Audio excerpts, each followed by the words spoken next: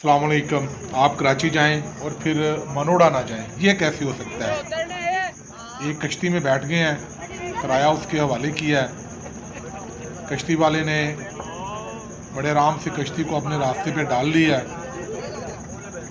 मनोड़ा बीच के पास पानी इंतहाई गदला है। इसमें डीज़ल, मोबलैल और इस तरह की बहुत सारी चीज़ों की मिलावट है।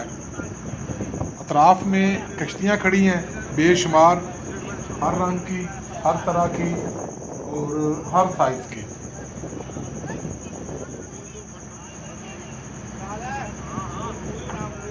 बहुत ही खूबसूरत नज़ारा है जी। कश्ती खचाखच भरी हुई है, परिंदे उड़ रहे हैं क्योंकि कुछ लोगों ने इनके लिए खुराक ख़रीदी है जो वो इन्हें डाल रहे हैं। परिंदे वो खुराक खाने के लिए कश्ती के बिल्कुल साथ साथ उड़ रहे हैं। बड़े बड़े जहाज़, कार्गो जहाज़ यहाँ पे लंगर अंदाज है। ये एक बड़ा ही खूबसूरत और मुनफरद सा सफ़र है, ख़ासकर हमारे जैसे लोगों के लिए जो समंदर से हज़ारों किलोमीटर दूर रहते हैं।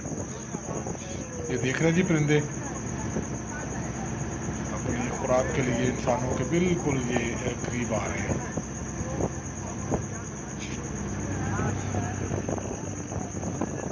बड़ा ही खूबसूरत सीन है जी, बड़ा मज़े का है।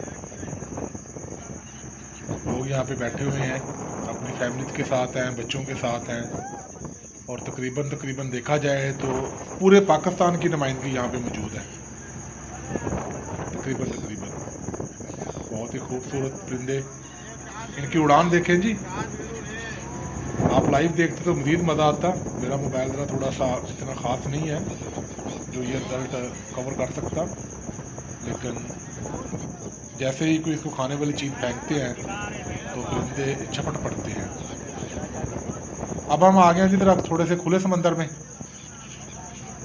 हमारे आसपास से कश्तियाँ गुजर रही हैं और सामने मनोड़ा।